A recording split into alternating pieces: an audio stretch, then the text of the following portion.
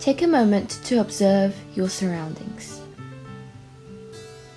your neighborhood, your city, your country, the world, and even space. What do you see? If you answered maths, you are correct. But despite the prevalence of maths in the world, one problem that even maths itself find difficult to solve is people's dislike for maths. But contrary to common belief, maths is more than just sitting in class and doing work. You see, maths is everywhere around us.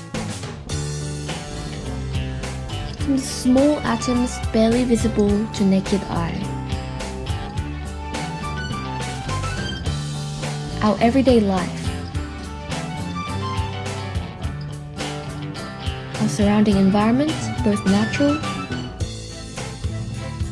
and man-made. To the vast expanse of the universe, we apply mathematics to almost everything we do.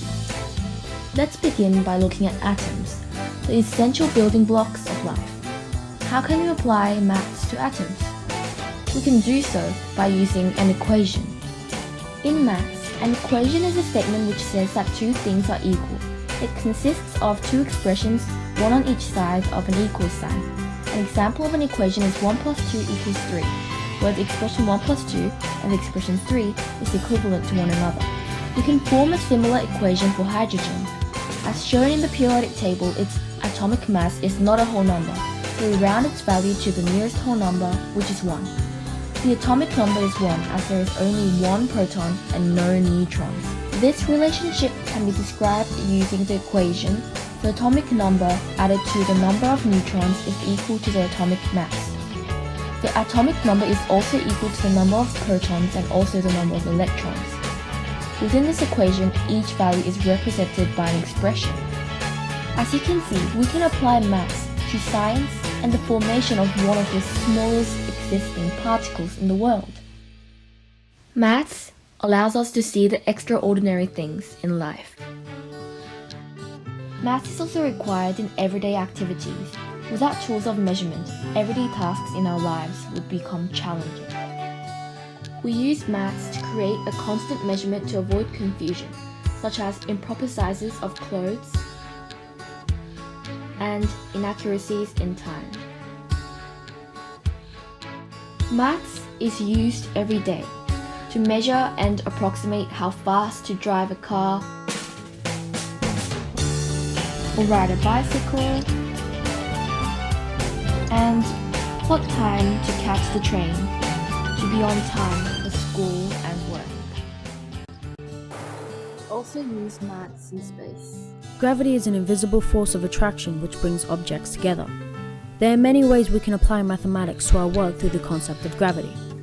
For example, in order for a rocket to leave a planet's gravitational field and enter space, a lot of energy is required to push the rocket out.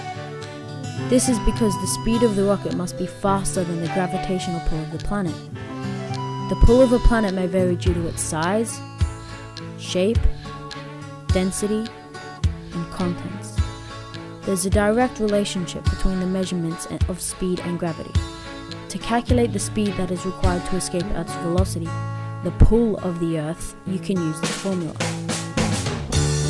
This formula shows that the velocity required for escape is equal to 2 multiplied by the universal gravity, which is Newton's law saying that all objects attract in proportion to the product of their masses.